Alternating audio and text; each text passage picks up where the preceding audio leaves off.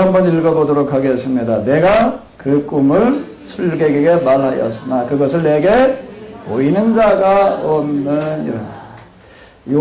보디발이 이제 꿈을 꾼 이야기를 쭉 앞에 나온 겁니다, 이제.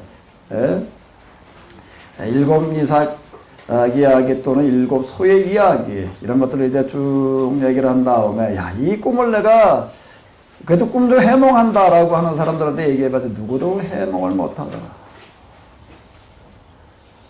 너는 꿈을 해석한다고 그러더라. 네가 한번 해석해봐라. 요셉이 이제 해석을 합니다. 그런데 이제 이렇게 한번 물어보자고요. 요셉은 도대체 어떻게 이 꿈을 해석을 할 수가 있었을까? 하나님께서 지혜를 주셔서, 그 지혜라는 게 뭐예요? 하나님께서 그냥 뭐 선택 예정인가? 왜 요셉에게 그런 지혜를 주실까요? 인과론은 요셉에게다 붙여가지고서 요셉에게 지혜가 주어졌다는 게 뭘 말하는 건가? 하나님은 누구에게 지혜를 주시는가? 그 지혜가 어떤 지혜인가? 우리가 이런 걸 가지고도 한번 얘기 접근해 보도록 하겠습니다. 자, 이제 요셉이 하는 얘기예요. 자, 이제 우리 여기 41장 25절로부터 요거 좀 한번 읽어볼까요? 같이 한번 읽어보시도록 하겠습니다. 구하되 바로의 꿈은 하나님이 그 하실 일을 보이심이니이다. 일곱 좋은 남자는 일곱이요 일곱 좋은 이삭도 일곱 배니 그 꿈은 하나니라. 이후에 올라가 파리하고 흉악한 일곱 소는 17년이요 동풍에 나와 소리 및 일곱 이삭도 일곱 해 6년이니 내가 바로에게 고하기를 하나님이 그 하신 일로 바로에게 보이신 바람이 이것이라. 온 애굽 땅에 일곱 해 큰 풍년이 있겠고 그의 일곱 해 흉년이 들므로 애굽 땅에 있던 풍년을 다 잊어버리게 되고 그 땅이 기근으로 멸망되리니 그에 든 그 흉년이 너무 심함으로 이전 흉년을 이 땅에서 기억하지 못하게 되리라. 바로께서 꿈을 두 번 겹쳐 주신 것은 하나님이 이 일을 정하였음이라 속히 행하시리니 이제 바로께서는 명철하고 지혜 있는 사람을 택하여 애굽 땅을 치리하게 하시고 바로께서는 아이고 미안합니다. 34절 바로께서는 또 육중에 여러 거리를 부어 일곱 해 풍년에 애굽 땅의 5분의 1을 거두되 그 거리로 장차 올 풍년의 모든 공부를 거두고 그 공부를 바로의 손에 위하여 각 성에 적치하게 하소서. 이와 같이 그 공부를 이 땅에 저장하여 애굽 땅에 임할 일곱 해의 풍년을 예비하시면 땅이 이 풍년을 인하여 멸망치 아니하리라. 네, 거기까지만 보도록 하겠습니다. 요셉이 꿈 해석하는 것과 같은 이야기가 되겠는데, 일곱 이삭 일곱 소의 이야기는 뭔 이야기인가 하게 되면 7년 풍년 뒤에 뭐가 오리라? 7년 흉년이 오리라는 이야기입니다. 두 번 반복된 건 뭔가 하나님께서 이를 틀림없이 이루리라라고 하는 것과 같은 이야기가 되는 거고요. 그럼 이제 어떻게 해야 되는가 하게 되면은 누군가 지혜 있고 명철한 사람을 선택해서 풍년 동안에 어떻게 해라? 쌀을 모아들였다가 흉년 동안에 어떻게 해라? 나누어 주어라. 그러면은 이 흉년을 이겨내리다. 자, 이렇게 해석을 하고 있습니다. 그죠? 자, 그것까지는 뭐 그냥 그럴 수 있어요. 그런데 이제 문제는 어디에 있나요? 문제는 어디에 있는가 하면 그 다음이고 아까 우리가 읽은 이야기. 자, 이 바로와 그 모든 신하가 이 일을 어떻게 여겼다? 좋게 여겼다. 그 모든 신하라고 볼 때 사실은 누군가 바로와 보디발을 얘기를 하는 거예요. 사실은. 이 두 사람이 이제 애굽을 끌고 나가고 있다라고 이렇게 얘기를 할 수가 있는데. 이렇게 얘기를 하고 있습니다. 바로가 그 신하에게 이르되 이와 같이 하나님의 신의 감동을 타고 우리가 어찌 잊을 수 있으리요. 그것도 그냥, 야, 정말 이렇게 해석을 하는 사람이 어디 또 있겠느냐. 하나님이 또 뭐라고 그러는 게 이 모든 것을 내게 보이셨으니 이렇게 얘기를 하고 있고 뭐라고 얘기를 하면 너는 내 집을 치리하라. 내 백성에 다 내 명령을 복종하리니 나는 너보다 높으면 무엇뿐이다? 보좌뿐이다라고 이렇게 얘기를 하고 있고 내가 너를 온 애굽을 뭐하게 하노라? 총리한다라는 얘기가 뭐예요? 전체를 다 애굽 온 땅을 뭐하게 하노라? 앞에서는 요셉은 뭘 얘기를 했는데 7년 동안 뭘 모아다가요? 곡식을 모아다가 흉년 때 어떻게 하라? 나누어지는 일을 하게 됩니다. 이렇게 얘기를 하고 여기 총리하게 하노라고 이렇게 얘기를 하고 있다라고 하는 겁니다. 그리고 또 뭘 얘기를 하는가 하면 여기를 한번 읽어보도록 하겠습니다. 자기의 인장 반지를 베어 요셉의 손에 끼우고 그에게 세마포 옷을 입히고 금사슬을 목에 걸고 자기에게 있는 거금시레와 그를 태우며 우리가 그 앞에 소리를 지르기를 엎드려라 하더라. 바로가 그로 애국 전국을 승리하게 하였더라. 바로가 요셉에게 이르되 나는 바로라. 애국 온 땅에서 내 허락 없이는 수족을 누릴 자가 없으리라. 자, 이렇게 얘기를 하고 있다는 겁니다. 도대체 왜 요셉에게 이런 고난을 맡기는 걸까요? 단지 7년 동안 양식 모아드리는 거 갖다가 창고 짓고 모아놓는 거 그리고 나눠주는 거에 이 정도의 고난이 필요한가요? 아니라는 얘기예요.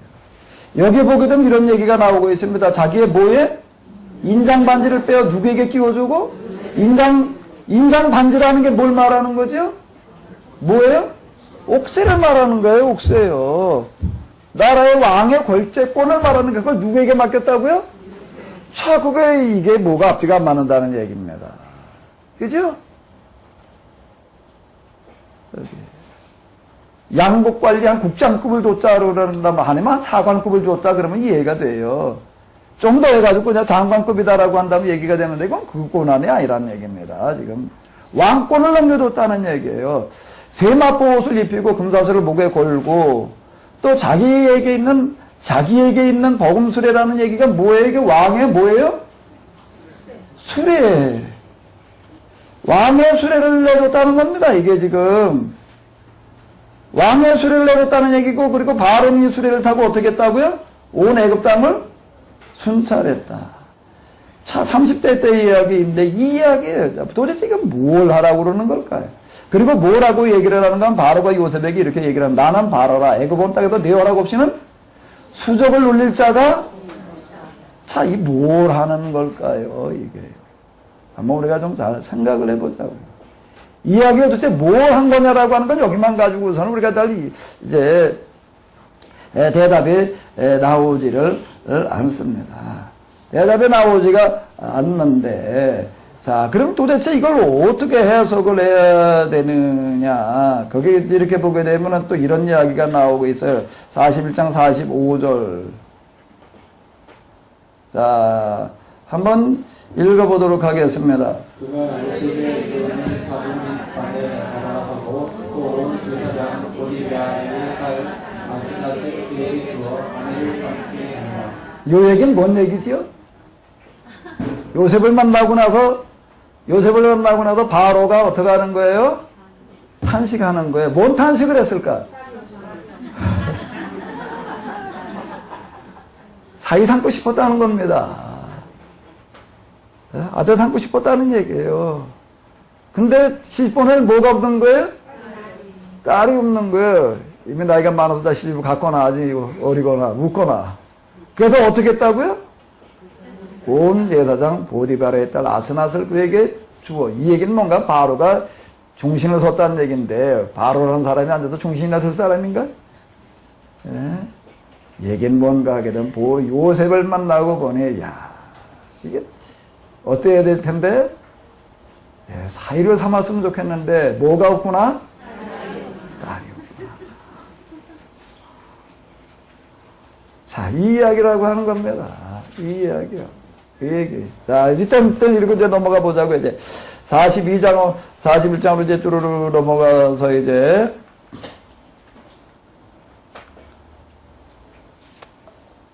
41장 마지막 부분에 보면 이런 이야기가 나오고 있습니다. 여기부터 읽어볼까요? 여기부터 이렇게 한번 읽어보도록 하겠습니다. 자, 시작. 애국하에 7개 풍년이 그치고 요셉의 말과 같이 7개 풍년이 되기 시작하되 거기에는 기술이 있으나 애국으로 가는 식물이 있다니 애국으로 가니 길게 백성이 바로에게 부르짖어 양식을 구하는 자 바로가 애국 모든 백성에게 이르되 요셉에게 가서 그가 너에게 이르는 대로 하라 하니라. 뭐라고 그랬다고요? 요셉에게 가서 그가 너에게 시키는 대로. 자, 그럼 여기에 뭔 얘긴가 하게 되면은 요 구절 속에 뭐가 들어있을까요? 우리가 읽은 건 꿈 해석하면서 이렇게 하라 그냥 그리고 뭐 송일이 임하는 이야기만 나와 있는데 사실은 많은 이야기가 있었다는 겁니다. 많은 이야기가 있었다는 것을 암시해주고 있어요. 뭔가 하면 수리를 해줬다는 거고, 애굽 온 지역을 순찰하러 다녔다는 이야기, 그리고 나가지고도 이제 풍년이 지나고 나서 흉년이 와서 사람들이 가지고 양식 떨어졌다고 아우성을 치니까 요셉에게 가서 그에게 어떻게 하는 대로 해라? 시키는 대로 해라. 자, 시키는 대로 하라는 이야기가 이제 쭈루루 나오고 있습니다. 그 다음에 이제 야곱의 아들들이 양식 사러 오는 얘기, 이제 이런 얘기를 이제 쭈루루 이게 또 길게 기록되어져 있다 보니까는, 야, 여기도 진짜 얘기하려는 게 이런 건가 보다 또 이렇게 헷갈릴 수 있습니다. 근데 이런 것들은 그냥 지나가는 이야기이고요. 지나가는 이야기이고, 자, 이제 43장으로 넘어가서 이제 이렇게, 쭈루루 이렇게 보게 되면, 43장에, 어디로 남아.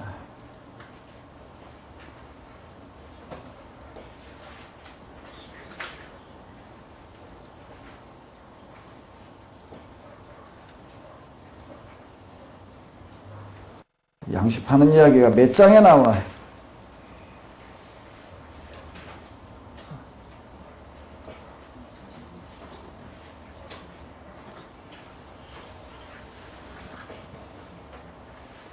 양식 파는 이야기가 몇 장이에요? 40 몇 장이요? 43장이요? 47장.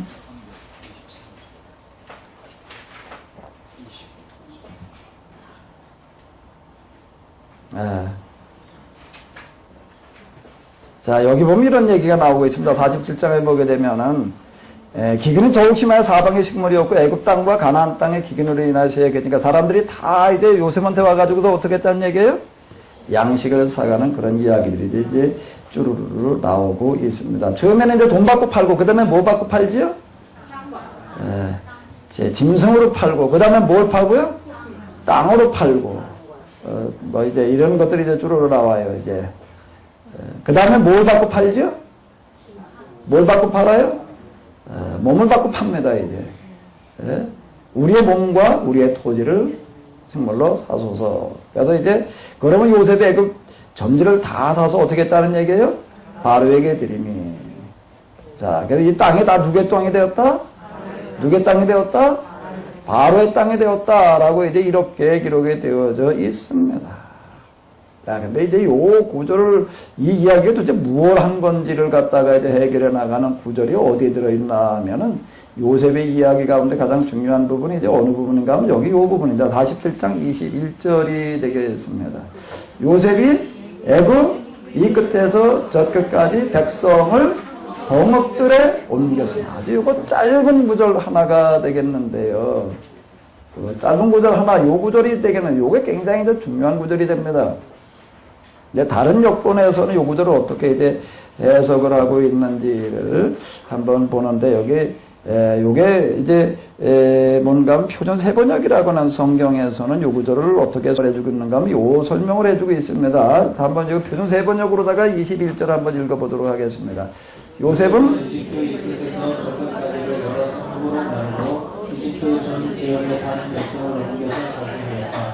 사마리아 오경과 라타에는 요셉이 백성을 강제 노동에 징용하였다. 자, 요셉이 어떻게 했다는 얘기라고요?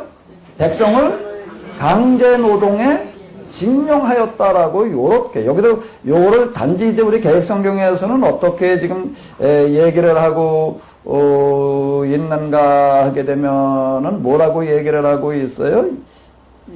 요셉이 애굽 이 끝에서 저 끝까지 백성들을 성읍들에 옮겼으나라고 그냥 이렇게 얘기를 하고 넘어가는데, 요 구절이 이제 중요한 구절이 이제 되겠습니다. 그러면서 47장 23절에 보게 되면 이렇게 이야기를 하고 있습니다. 자, 한번 같이 읽어보시겠습니다. 요셉이 백성에게 이르되 어느 날 내가 밥을 위하여 너희 돈과 너희 소비를 삽니다.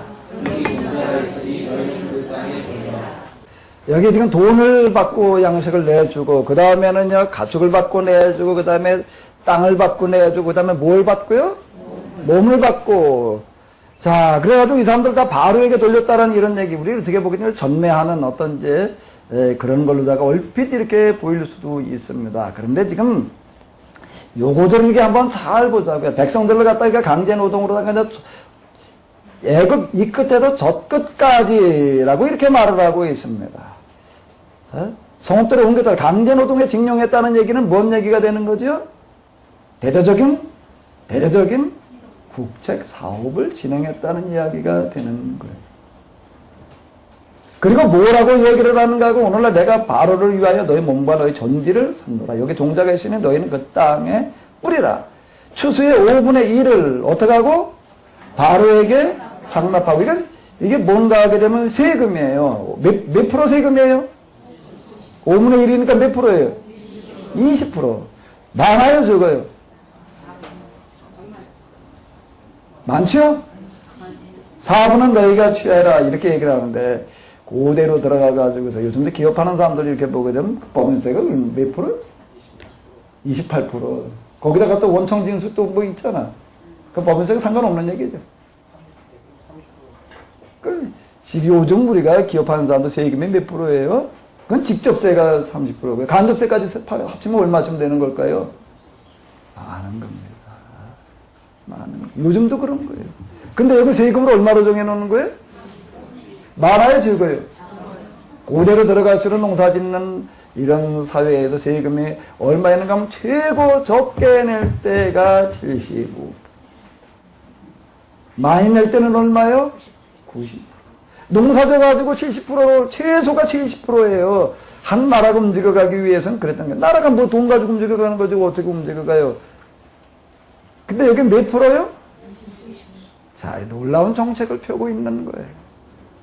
그러면 이게 지금 요셉에게 전권이 주어져서 그는 무엇까지 손을 대고 있는가 하면 세금 제도까지 손을 대고 있다는 거예요. 그래서 20% 세금을 정해놓는 거고 나머지 80%를 가지고 너희가 뭘 하라고요? 자, 이렇게 얘기를 하고 있습니다. 그 80% 가지고 너희가 요구절이요. 뭘 하라고요? 전제 종자도 삼고 양식도 삼고 너희 집 사람과 어린아이에 이렇게 얘기를 했더니 뭐라고 얘기를 하는가 하면 이렇게 그들이 말하고 있습니다. 그들이 가로되 뭐라고요? 주께서 우리를 살리셨습니다. 우리가 주께 은혜를 입고 바로의 종이 되겠나요? 그리고 애굽이 요셉의 애굽 토지법을 세우매라고 자 이렇게 말을 하고 있습니다. 여기가 사실 클라이막스가 제일 중요한 구절들이에요. 이 구절들이에요. 요 구절을 우리가 이제 잘 해석을 해봐야 되는 거예요. 자, 그러면 이제 우리가 다시 한번 돌아가 보자고요. 요셉은 도대체 꿈을 해석했다는 게 뭘 말하는 걸까요? 그리고 애굽의 다른 술사들은 다 꿈을 못하게 해석하지 못하는데 왜 요셉은 꿈을 해석을 하고 있는 걸까?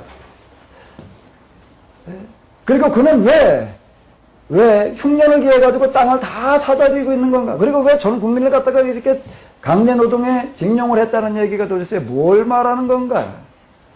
그리고 20% 세금, 나머지 80%를 가지고서 뭐라고 얘기를 하는가 하면 너희 전지의 종자도 삼고라는 얘기는 뭔 얘기인가 하게 되면 전지의 종자도 삼고라는 얘기가 뭔 얘기예요?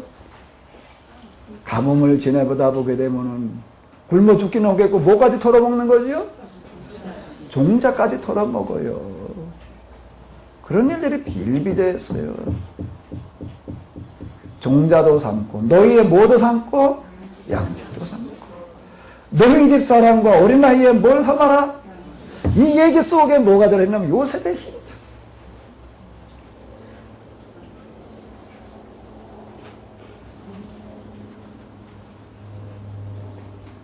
요셉은 애굽에 내려와가지고 이렇게 보니 여기 나이 30세였다. 종례가 될 때 17살에 거기 종으로 팔려와가지고서 뭐가 그게 형통하게 했다는 얘기고 어떻게 그가 보디발의 집에 총무가 됐다는 얘기인가? 무엇이 그것을 가능하게 했는가? 또 그리고 어떻게 꿈을 해석할 수가 있었는가? 애굽에 와보니 제일 비참한 사람들 계층들이 있는 게 누구예요? 노예 계층인가? 어떤 사람들이 노예 계층이 되는 거예요? 흉년이 들고 먹을 게 없고 그러다 보니까는요 양식 바꿔 먹느라고 짐승 갖다 바꿔 먹고 땅 갖다 바꿔 먹고 집 갖다 바꿔 먹고 나중에 뭐와 바꿔 먹는 거예요? 몸과 바꿔 먹은 사람들이 수두룩한 거예요 지금요. 그래서 다 노예가 돼 있는 거예요, 지금. 그리고 또 어떤 사람들이 많은 거예요. 종자가 떨어지고 양식이 떨어지고 너의 어린 나이의 양식도 산다.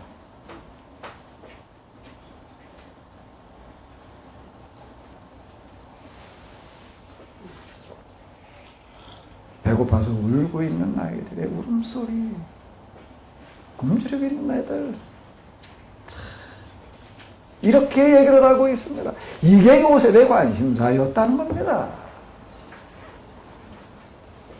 그 백성들이 얘기를 해요. 주께서 우리를 살리셨사오니 우리가 주께 은혜를 입고 바로의 종이 되겠나이다. 이 얘기 속에서는 백성들은 요셉을 절대 신뢰했다는 얘기예요.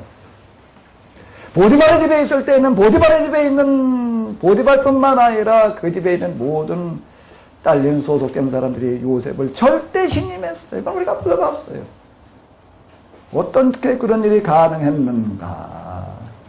그는 무엇에 관심이 있었는가? 불쌍히 여기는 마음. 불쌍히 여기는 마음. 가난해져가지고도 지금 노예로 팔려와서 지금 그러고 시달리고 있는 사람들 불쌍히 여기고 있었다라고 하는 겁니다. 그 바로의 집에 와 있는 치리자들 가운데에서 그들을 불쌍히 여기고 있는 사람이 없이 그냥 다 그냥 명령계통으로다가 부려먹으려고만 하고 있는데 요셉은 어떻게 했다고요? 불쌍히 여기고 있었다는 얘기. 그 얘기가 뭔가 하면 형통했다는 얘기예요.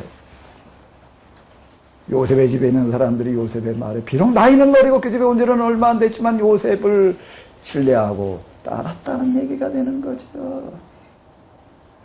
왜요? 그를 정말로 불쌍히 여기고 있었으니까. 그리고 그런 정책을 펴나가고 있었으니까. 그리고 그는 그곳에서 계속 이제 뭘 가지고 씨름을 했다는 얘기예요, 지금요. 굶주림의 문제를 가지고 씨름했다는 얘기. 자고로 굶주림의 문제에는 나라도 해결하지 못한다. 나라는 해결하지 못하지만 하나님은 해결하는 줄로 믿습니다. 복음서리로 내려가다 보게 되면 무슨 이야기가 나오는가? 오병리의 이야기, 칠병리의 이야기가 나와요. 그 이야기 도대체 뭘 말하는 걸까요? 보리떡 5개 물고기 2마리 가지고 기적을 일으키시는 이야기? 그 무슨 기적이에요, 그 기적이? 마지막 7병력, 떡 7개와 물고기 2마리 가지고도 또 수천 명 먹이시는 이야기는 예수님께서 갈릴리 사역을 마감하시면서 제자들에게 보이시는 이야기예요. 거기 보게 되면 이런 이야기예요. 너희가 먹을 걸 주어라.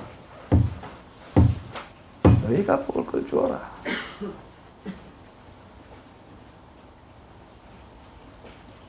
모든 피조물에 하나님의 자녀들이 나타나기를 고대하나. 나라는 해결하지 못하지만 하나님은 해결하는 줄로 믿습니다. 그 하나님은 어떻게 해결하셔요? 어떻게 해결하셔요? 여기에 요셉이 있어야 된다는 겁니다. 사람을 통해서 해결하시는 거예요. 어떤 사람이요? 요셉과 같이 그 현장을 목격하고 불쌍히 여겨서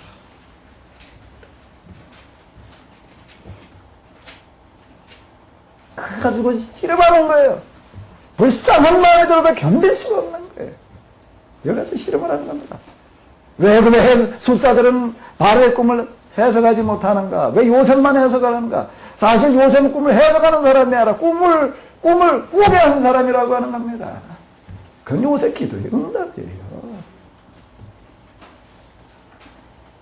요셉에게 하나님께 기회를 주시는 방식이에요. 요셉은 끊임없이 뭘 가지고 기도했다는 얘기예요? 여기 사람들에게 부자유의 문제, 그리고 뭐예요? 기아의 문제.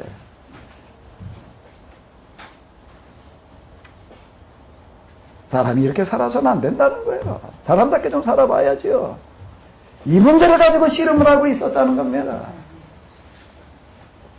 요셉에게 지혜가 주어졌다면 지혜가 왜 주어지나요? 그냥 선택이기 때문에, 예정이기 때문에요. 불쌍히 여기는 사람에게 주어지는 줄로 믿습니다.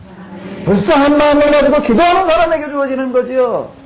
그래, 이게 앞뒤가 맞는 얘기가 되는 거예요. 논리에 맞아야 돼. 논리에 맞아야 돼. 뭐 머리가 좋아서, 뭐가 뛰어나서. 그럼 지금 이 풍요 흉년이라고 하는 것은 뭔가 요셉에게 하는 게 기회를 주시는 거예요. 기회를 주시는 거예요. 복식단들이 일어나 절을 했다는 게 뭘 말하는 거예요? 하늘의 해와 달과 11별이 절을 했다는 게 뭘 말하는 거예요? 곡식단이 뭘 말하는 거죠? 왜 절을 해요, 요셉에게? 해와 달이라는 게 태양력, 음력이라고 하는 게 지금은 그냥 날짜 세는 것이지만 고대로 들어가게 나면 그게 뭐지요? 음력이라는 게 뭐와 연관되어져 있어요? 그 절기라고 하는 거가 농사예요. 농사. 해와 달과 별이라고 하는 거가 뭔가 합니다. 농사를 말하는 거예요. 그 농사 주체자들이 요셉에게 절을 했다는 얘기가 뭘 말하는 거예요? 요셉은 뭘 할 자라는 얘기죠? 세상의 기아의 문제를 해결할 자라고 하는 거를 말해주고 있는 거지. 형들에게 절 받는 거 그게 뭐 그렇게 대단한 거라고. 겨우 하나님께서 요셉에게 베풀어 주시는 은혜가 형들에게 엎드려 절 받는 거, 해와 달이라는 거, 엄마 아버지한테 엎드려 절 받는 거, 그게 뭐 그렇게 대단한 거예요? 하극상이지, 하극상. 그래서 요셉이 뭐 형들보다 뛰어나 총리가 됐고 형들에게 엎드려 절 받았다. 그래가지고 뭐 하나님의 꿈이 이루어졌단 말이야. 그런 꿈 꿔라. 이게요. 성경을 동화로 만드는 건가? 신화로 만드는 건가? 뭘 하는 거죠? 요셉의 마음이 없으니까 안 보이는 거예요. 아직 이 말하면서 저도 찔려요. 왜 나도 얼마 전까지는 뭐라고 그랬는가 하면 요셉을 그렇게 해석을 했어요. 총리가 되는 게 형들한테 절 받는 걸로 꿈이 이루어졌다라는 식으로다가. 근데 이제 수리산자리 가든 민영 기도하고 그러고 나가지고서 어느 날 성경 읽은 날 갈 때 이제 가성으로 이렇게 시작을 하면서 요셉이 느껴지는 거예요. 아브라함이 내려갈 때는 아브라함의 가슴. 왜 그가 그렇게 소돔과 고모라 전쟁에 318명을 데리고 참전하고 있는지. 왜 이렇게 소돔과 고모라를 향해서 가고 계시는 하나님의 길을 가로막고 서 있는지. 왜 멜기세덱에게 10분의 1을 줬다라고 그렇게 얘기를 하고 있는지.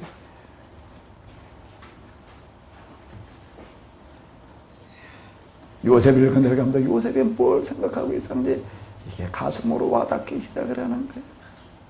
그러다 보니까 이런 구절이 보여요. 어린아이의 양식도 삼으라. 어린아이의 양식도. 그러면 자, 바로한테 가서 꿈 해몽했다는 얘기가 뭘 얘기인가 하게 되면은 왜 바로가 거기에다가 다 자기의 옥새를 갖다가 내주고 금목걸이를 내주고 세마포라는 게 용포를 내줬다는 얘기고요. 왕의 복음설에 왕의 마차를 내주고 전국을 순회했다. 왕권을 가지고 엎드려라 말이야. 예? 물러거라. 그 얘기거든요. 요셉이 가는 곳에 물러거라. 이렇게 왕권이 임하셨다라고 하는 얘기인데 왜 왕권을 가지고 전국을 돌아다니게 하고 있는가? 전국을 마차 타고 돌아다니면서 뭘 했다는 얘기입니다. 요셉은 바로에게 이걸 말하는 겁니다. 임금님 지금 7년 통년과 7년 흉년이 온다는 얘기인데 이건 이 세상을 지으시고 지금도 주관하시는 하나님이시는 일입니다. 근데 이걸 왜 왕에게 이걸 꾸게 하시는가 하게 되면 하나님께서 왕을 통해서 이 백성들의 굶주림의 문제, 지금 살다가 지금 양식이 떨어져 가지고서 지금 태반에 지금 노예로 살아가고 있는 이 사람들이 이런 문제를 해결하라고 지금 기회를 주시는 겁니다. 그걸 어떻게 해결해야 되는가 하면 이렇게 해결을 해야 됩니다. 쭉 이걸 설명을 했다는 겁니다. 어떻게 요셉이 이런 것들이 가능했느냐? 그냥 뭐 기도하니까 그냥 지혜로만, 계시로만? 하나님이 현실적으로 가능하게 하시는 거예요. 오디바의 집에 종으로 발려가는 것 자체가 하나님의 섭리라고 얘기를 하셨는데 그 집은 어떤 집인가 하면 바로 다운 집이에요. 그 집에 종리를 했다는 얘기가 여기에서 이미 큰 집안을 다스려보는 경험을 가지는 거고. 그리고 그는 애굽이 어떻게 돌아가고 있는지를 빤히 들여다보고 있었다는 겁니다. 뭐예요? 어떻게? 보디발이 누구였기 때문에? 경호실장. 경호실장인데 그가 어떻게 했다는 얘기예요? 바로에게 뭘 맡기는 거예요? 집안 전권을 맡겨요. 그래도 전권을 맡겨도 어떻게 되는 거예요? 상의는 해야 되죠. 상의를 해야 되는데 경호실장이 항상 어디에 있어야 될까요? 경호실장인가 주로 어디에 머물러야 될까요? 그 바로의 마누라가 바른말 만두해요. 남편 구경을 해야지. 그 얘기는 뭔 얘기예요? 요셉은 집안일을 상의하기 위해서 보디발의 수시로 어떻게 했다고요? 방문했다는 얘기가 되는 거고. 보디발과의 대화를 통해 가지고서 왕궁을 둘러보는 것도 보디발의 대화를 통해서 애굽 국정이 어떻게 돌아가고 있는지를 뻔히 들여다보고 있었다는 이야기가 되는 거고. 그건 술과는 떡과는과의 대화 속에서도 우리가 그런 걸 엿볼 수가 있어요. 자, 그는 여기서 이제 국가 정책을 제시를 하는 겁니다. 이렇게 해야 됩니다. 7년 풍년과 7년 흉년은 하나님께서 이 어역대 어느 왕도 해결하지 못한 이 문제를 해결하라고 지금 주시는 기회입니다. 이거에 좋게 여겼다는 거예요. 그리고 말을 들어보니까, 보디발의 얘기를 들어보니까 뭐 해도 될 사람이라고요?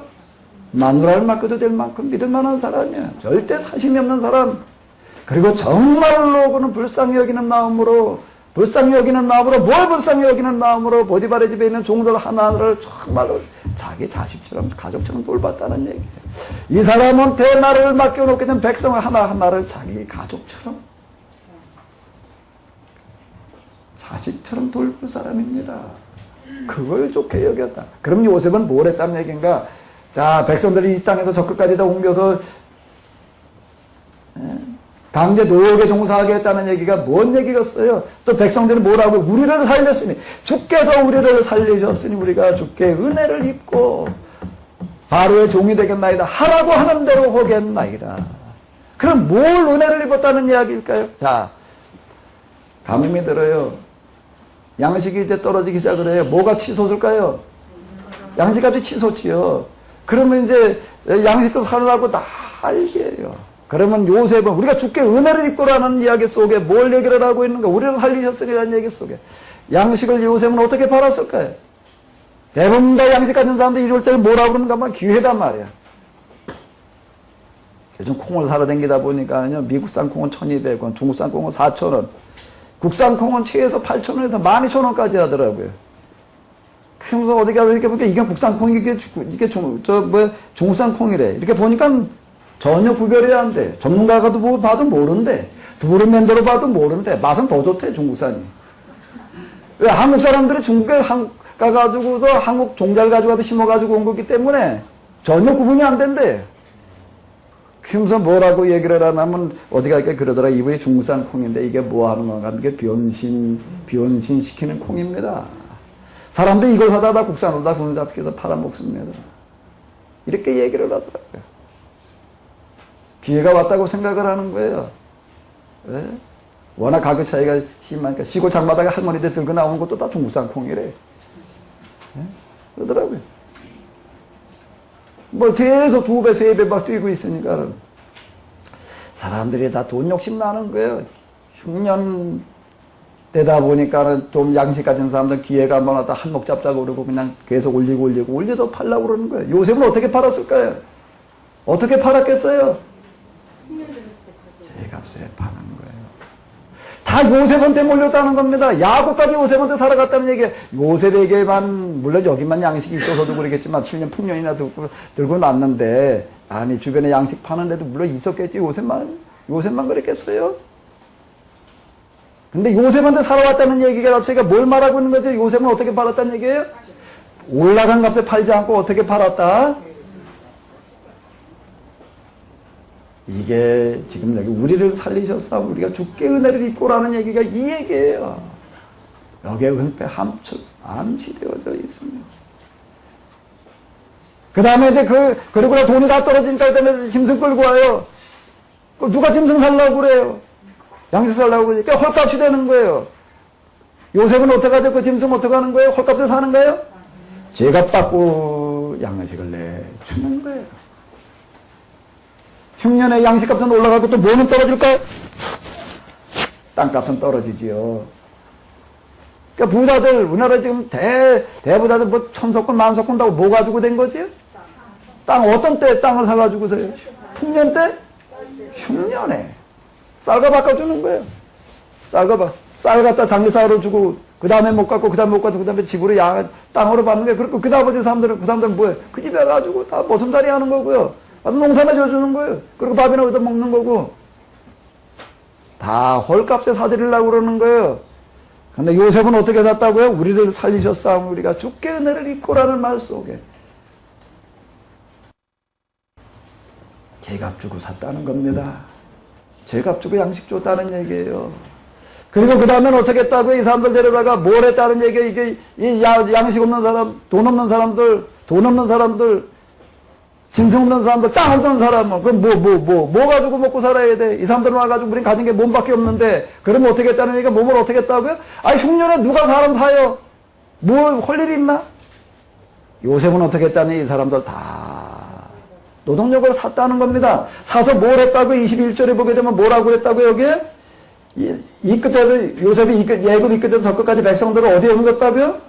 그리고 이것이 이제 다른 구절을 이야기하게 되면 지금, 사마리아 오경 또는 이제, 70인여? 불가타기 이런 데는 뭐라고 나와 있다고요? 요셉이 온 백성들 어디에 동원했다고요?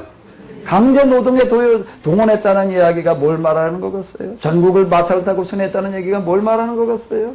그리고 또 여기에 지금 이렇게 보니까 뭐라고 얘기를 하고 있다고? 내가 바로를 위하여 너의 존지를 삼노라. 여기 종자가 있으니 너희 땅에 뿌리라.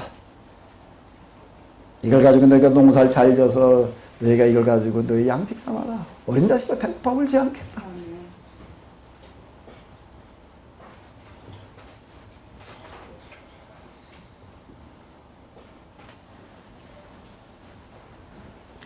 어린 나이에 양식도 삼노라. 지금 먹을 게 흔해진 시절이지만 제 어렸을 때만 해도 어땠지요? 배고파 우는 애들 많았어요. 애들이 학교 갔다 오면 가방 남겨두고 다 어디로 나갔어요? 다 들판으로 나갔어요. 이쯤 되면 다 뭐 들고 갔을까요? 괜히 들고 산에 가서 치프리 캐느라고요. 산이 다 돌집이었어요. 다 쑤셔놔가지고서요. 애들이 그냥 아주 하얗게 달라붙어가지고 치프리가 맛있어서 캤나? 조금 더 있으면 그 다음에 무슨 저 찔레를 꺾어 먹겠다고, 또 시갱을 먹겠다고, 빌기를 뽑아 먹겠다고, 깐부기까지 뜯어 먹었어요. 깐부기까지. 깐부기가 뭔지 아시나요? 깜짝아 들어간 걸 보니까 뭐 같아요? 시꺼먼 놈 보리 깐부기, 저 옥수수 깐부기, 그걸 뜯어가지고 그걸 먹을 거라고. 자. 당원이라는 게 있었다고요? 당원. 주전자 하나에다가 당원 하나만 더 맞고 주전자 하나가 다 달아, 그냥. 그거 갖다 그냥, 그걸 먹을 거라고. 어린 나이에 양식도 삼라. 요셉의 가슴이 참 담겨 있는 거예요. 요셉의 총관심사, 기도 제목이었다는 겁니다. 그럼 뭘 했다는 얘기예요? 전국을 마차를 타고 돌아다녔다는 얘기는 뭔가 하면 여기 애굽이라고 하는 고센이라는 이런 지역을 중심으로 이 지역은 뭔 지역인가 하면 1년에 비가 안 오는 지역입니다. 근데 1년에 한 번 홍수가 나요. 홍수는 여기 비가 와서 나는 게 아니라 상류지역 아프리카 이렇게 비가 오게 되면 낮은 데로, 물은 낮은 데로 가는 게 낮은 데로 흘러가는 맨 마지막으로 가는 거가 지금 어딘가 하면 나일강으로 해가지고 이집트로 흘러내려가는 거예요. 그럼 비가 안 오는데 이게 홍수가 나는 거예요. 저 아프리카는 거기에 이럴 때 거기는 이제 우기와 건기가 있으니까 우기 때 비가 오는 거예요. 그럼 여기는 어떻게 농사를 짓는가 하면 1년에 비는 물은 한 번밖에 안 지나가요. 그럼 어떡하나 하면 물을 이렇게 이제 높은 데다 가둬놓았다가 그거 가지고 농사 짓는 거예요. 함초감시, 은퇴 방식에서 얘기하는 건 뭔가 하면 전국을 순회했다는 얘기는 뭔 얘기인가 하면 전문가들을 데리고 전국을 지금 돌아다니면서 정하는 거예요. 우리나라 경제개발 무슨 몇 개년 계획, 국토개발 몇 개년 갈 때 보게 되면 박정희 대통령이 헬기 타고 직접 돌아다니면서 경부선 고속도로부터 뭘 어떻게 정했다라고 얘기를 하는데 전국을 돌아다니면서 조사를 하는 거예요. 제일 먼저 저수지 만들 자리, 대형 저수지 만들 자리를 찾아내라는 거예요.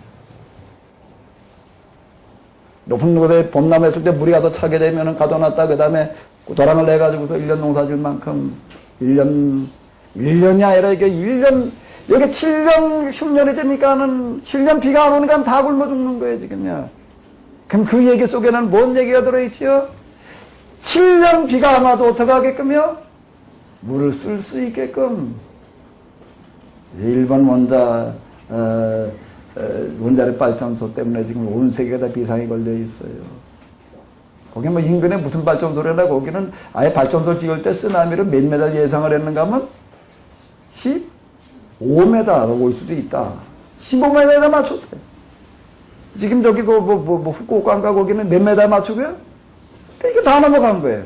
쓰나미가 10m 이상이면 13m쯤 오니까 그냥 다 넘어갔다. 근데 15m에 맞춰놓은 데는 물이 안 온 거예요. 어느 조그만 어촌에 보니까 거기 어떤 촌장이 거기에 이제 방파제를 쌓는데 어떻게 쌓는가 하게 되면 디립다 고집을 세우는 거예요. 몇 메타를 쌓자고? 15m를 쌓자고. 왜요? 15m 쌓는 게 돈이 엄청나게 많이 들어가요. 근데 고집을 피우는 거예요. 야, 옛날 기록에 보게 되면 15m 해일이 났다는 기록이 있다. 그러니까 얼마를 쌓자? 그래가지고 그게 멀쩡했대. 한 사람도 거기 자기 배 살펴보러 나갔다가 빠져본 사람 빼놓고 나서는 인명도 그렇고 재산도 아무런 피해가 없다는 얘기예요. 자, 이게 7년 감염이라는 게 뭘 얘기를 하는가 하게 되면 그는 한 해 정도는 어떻게 다 감을 수도 있는 거예요, 한두 해. 근데 몇 년 동안 감염이 들어도 절대 홍수나 기근 날 일이 없게끔 만들어 놨다는 걸 얘기를 해주고 있는 거예요, 여기에. 주께서 우리를 살리셨어. 우리가 주께 은혜를 입고 너희 어린 나이에 양식도 삼으라. 앞으로 너희가 배고른 일이 없게 해라. 자, 그래서 이 사람들 데려다가 뭐하니까 저수지 만드는 거예요. 그리고 또 우리가 필리핀 가서 이렇게 보게 되면 거기 한번 비가 홍수가 나니까 그냥 사람들이 다 그냥 홍수 나가지고 다 어떤 날에 홍수가 나는가 하면 다 빈민들이 어려운 사람들이 왜 거기에 빈민들이 이렇게 홍수가 나고 그 지역을 이렇게 사진에 비춰놓은 거 보니까 맨 강기술에 갖다 집을 짓고 그냥 개짝짓고 집을 짓고 살다가 그 홍수가 나니까 나물에 빠져가지고 난리들이 의문을 들어요. 아니 좀 집을 좀 왜 저 햇볕 강 옆에다 갖다 집을 짓냐 말이죠. 좀 높지 먹었는데 좀 넓은 데다 갖다 짓지. 왜 거기다 개짝지 모양으로 살까요? 왜 그러고 살까요? 땅이 없어요. 땅이요. 하천부지에다 갖다 짓는 거. 하천부지는 공유지니까. 하천부지에다 짓고 있다가 홍수가 나가지고 다 이제 홍수 때마다 휩쓸리는 거예요. 그러니까 제주주가 있으니 거기다 질 수도 없고. 요셉은 어떻게 하는 게 땅을 다 사들이는 거예요. 다 국유화 시켰다는 얘기예요. 토지의 공개념을 적용시키는 건데, 어느 누구도 이제 자기 소유권을 주장하지 못하게끔 해놓고, 그냥 요지에다가 1차다 뭐예요? 저수지. 2차는 뭐 했을까요? 2차는 뭐 했을까요? 농지정비. 농지정비. 좀 지나가다 보게 되면 우리도 이렇게 논 같은데 다 이렇게 정지해 놓은 거 있어요. 수로를 만들어 놓는 거예요. 수로는 곧 또 뭐가 되는 거지요? 농로가 되는 거예요. 네? 수로는 곧 농로. 자, 이런 것들 정비해 놓는 거. 농수로. 농수로를 정비해 놓는 거고, 그 다음에 뭘 했을까요? 이렇게 저 끝까지 옮겼다는 얘기 속에 또 뭐가 들어가 있을까요? 주민들을 분산시켜서 살게 했다는 겁니다. 분산시켜서 살게 했다는 얘기, 그 얘기 속에 뭐가 들어가 있는 거죠? 사람이 살아가야 되는 가장 기본적인 조건 가운데 양식이고, 그 다음에 또 하나 뭘까요? 집이에요, 집. 요즘 뭐 전세값이 오르느니 뭐 어쩌느니 나단들 치고 있는데, 방빼. 이 소리요. 집 없는 사람들의 서름이라고 하는 건 겪어보지 않으면 모르는 거예요. 방빼. 더 얼마 더 올려. 7년 기간이라는 동안은 뭔가 국토 대종합 개발. 저수지를 만들어 놓고, 농수를 정비해 놓고, 그 다음에 뭐요? 그 다음에 뭐요? 주택, 개량미, 신축. 옮겨 살게 했다는 겁니다. 그리고 나서 그 다음 얘기를 하는 거예요. 이거 지금 여기 읽은 47장 23절 이 부분, 이건 뭔 얘기인가 하게 되면 이제 국토 종합개발을 마무리 짓고 있는 준공식이에요. 준공식에서 뭐라고 얘기를 하는 거예요? 자, 이제 여기 너의 몸과 존재를 다 바로를 위하여라고 얘기를 하는 것 가운데는 뭔 얘기인가 하면, 어느 누구도 이제 여기에 대주주가 나서가지고 자기 거라고, 이건 내 땅이다 말이야. 넌 내 모습이다 이렇게 주장할 사람이 이제는 없이 해놨다는 얘기가 되는 거예요. 공평하게 다 살게 만들어 놨다는 겁니다. 왕지와 그리고 이제 계사장님만 남겨놓고 다 국유화 시켰다는 겁니다. 공개념을 적용시켜가지고서 여기에 빈배 격차가 없이 해놨다. 그 얘기. 내가 바로를 위하여 너희 몸과 너희 존재를 삼노라. 여기에 종자가 있으니 너희는 그 땅에 씨를 뿌리라. 이 땅에 내가 씨를 뿌려라. 내 땅에 내가 씨를 뿌려라. 내가 이제 네 집에 들어가 살아라. 내 이름으로 문패를 달아라. 바로의 이름으로 서로가 사고팔지 못하게 해놓는 거예요.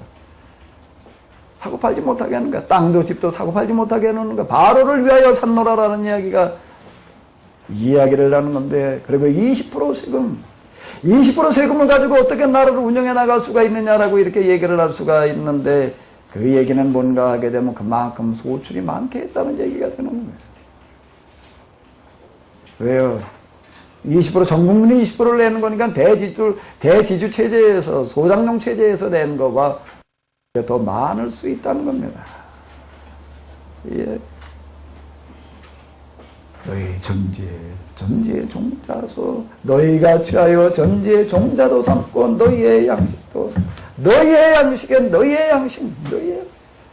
죽어라라고 농을 하면 좋지만 자기 양식이 되지를 못하는 거예요. 너희의 양식을, 어린 나이의 양식을 삼아라. 요셉이 애굽에 뭘 세워놨다고요? 토지법을 세워놨다. 토지법을 세워놨다. 요셉이 애굽에 토지법을 세우네. 아브라함, 몸뚱아 친척과 아비의 집을 떠나라. 내가 내게 지시할 땅으로 가라. 야곱, 브에세바에서 떠나 하란으로 향하여 가더니 요셉 17살의 종으로 팔려서 누구의 집에? 오디발의 집에 달려갔더니 다 빈손으로 출발을 합니다. 아브라함의 하나님, 이삭의 하나님, 야곱의 하나님, 요셉의 하나님 빈손으로 출발하게 하시는 거예요. 그러나 그 가슴 속에 불쌍히 여기는 마음을 가지고 기도하게 될 때 하나님께서 그들을 틀림없이 응답하시는 줄로 믿습니다. 내가 지금 뭘 가지고 있느냐 없느냐 그거 가지고 고민하지 말고요. 난 지금 뭘 가지고 기도하고 있는가? 사람이 살아가 깨가지고서 처음에 드는 생각이 그 사람의 최고의 관심사래요. 나는 자다 깨면 무슨 생각을 하고 있는가? 무슨 생각을 하고 있는가? 무슨 생각을 하고 있는가?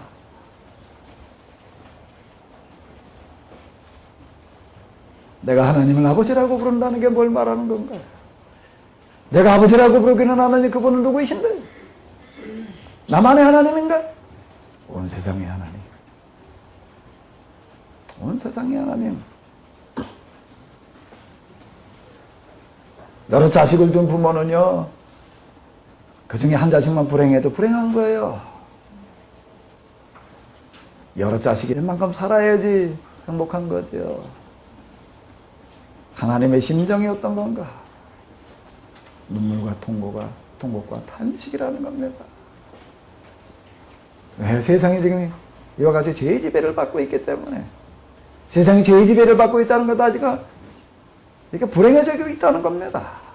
빈부의 격차, 여러 가지 격차들, 여러 가지 차이들, 이런 현장을 보고서 우리는 어떻게 되는 사람들이죠? 예수님께서 말씀하시는 선한 사마리아인의 비유에 뭐지요? 우리 그냥 그 현장을 보고 지나쳐가는 사람이어야 되는 거예요? 그냥 불쌍히 여겨가지고 가서 그냥 뛰어드는 거예요. 자기가 타고 가던 짐승에 태우고 여간으로 가고 돌봐주는 거예요. 불의의 현장, 비극의 현장을 지나치지 않고, 이 문제를 가지고 씨름하는 사람,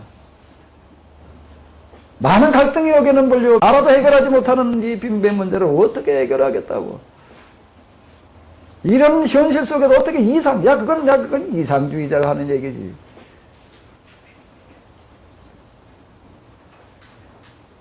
결혼으로 발치기지.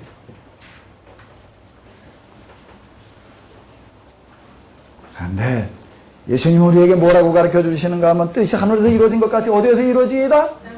땅에서도 이루어지이다. 우리가 살고 있는 이 땅 가운데에서 하나님 나라의 모형이 이루어지지 않고 있는 비극의 현장, 죄악이 지배하고 있는 현실을 바라다보면서 여기에서 뭐가 이루어지기를, 하나님 나라가 이루어지기를 기도하는 기도는 틀림없이 응답되어지는 줄로 믿습니다. 사실 제가 성경을 이루어지 해석하게 된 건 처음부터 이렇게 보여진 게 아니에요. 나도 저는 한 신학교 졸업하고 어디서 목회를 시작을 해가지고서 현장 속에서 많은 갈등과 고민, 현장을 안 봤으면 몰라도 보고서 그냥 지나칠 수 없어가지고 많이 고민했어요. 제가 많이 들었던 얘기가 뭐라고요? 지하가림도 못하는 주제에 맨날 남의 목회 걱정한다, 남의 교회 걱정한다.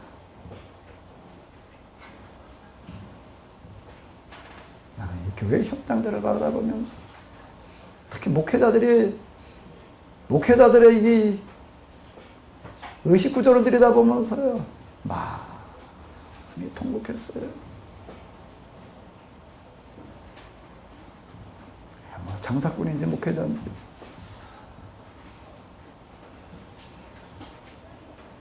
성장주의에 집착해가지고서 목회 논리만이 있지 신앙 논리는 없는 이런 현장, 많이 고민했어요. 많이 울었어요. 사실 난 나름대로 학교 다니는 동안에 세워놨던 계획이 있었어. 잃어버렸어요. 교회가 죽어가고 있다라는 생각 때문에. 이대로 있다가 다음 세대에 가서 교회가 없어질 수밖에 없겠다, 이런 위기감 때문에. 시간이 지나가면서 갈등만 생겨. 도대체 뭐 그런다고 무슨 대책이 나오나? 내가 몰라서도 뭘 어떻게 할 수가 있나? 이런 갈등과 고민이 그게 이르렀을 때 어느 날 성경이 건드려가 내 가슴이 뜨거워지기 시작을 하는 거예요.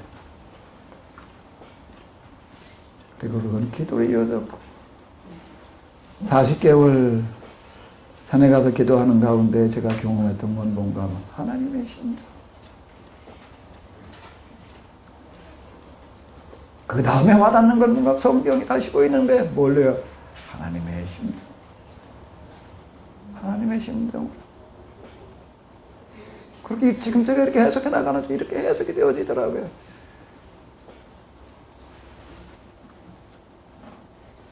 저는 사실 창세기 주석 눈에 띄는 대로 한 50권 이상을 들여다봤습니다.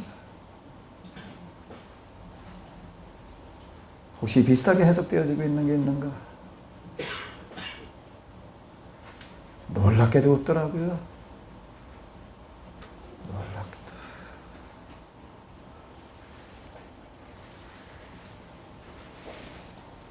하나님 그분은 지금도 살아계시는 줄로 믿습니다. 창조주, 역사의 주. 그리고 그분은 틀림없이 이 현실이 묵과하지 아니하시고 여기에 개입하시는 줄로 믿습니다. 어떻게 해요? 통해서, 사람을 통해서. 그분은 지금도 찾고 계세요. 누구를요? 요셉의 가슴을 가진 사람. 그 지혜라는 거가 뭔가, 요셉에게 주어진 지혜라는 거가 뭔가. 성경을 제가 이렇게 해석을 해나고 어떤 사람 제가 쓴 책을 읽고 나서 어떤 메일이 제일 많이 오는가 하면 목사님 그동안 읽은 책이 도대체 무슨 책입니까? 좀 저한테 좀 목록을 좀 알려주십시오.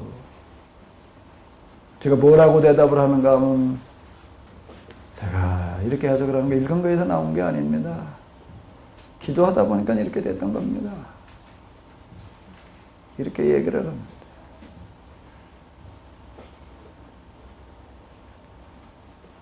지혜라고 하는 어떤 이런 거가 누구에게 어떻게 주어지는가 하면 그 지혜가 주어지기 전에 가슴앓이가 있는 거예요. 불의와 비극의 현장을 바라다보면서 가슴 아파하고 눈뜨고 통곡하고. 그리고 여기에 하나님의 은혜가, 그게 곧 지혜지. 하나님께서는 요셉을 보시고 바로에게 꿈을 꾸게 하시는 거예요. 요셉은 꿈을 해석하는 자가 아니에요. 꿈을 꾸게 하는 자죠. 지금도 하나님은 그 사람 찾고 계시는 줄로 믿습니다. 이 시간에 우리 한번 좀 아브라함의 하나님, 이삭의 하나님, 야곱의 하나님 우리가 좀 이렇게 돌이켜놓고 보면서 나는 어떤 가슴을 가지고 있는가?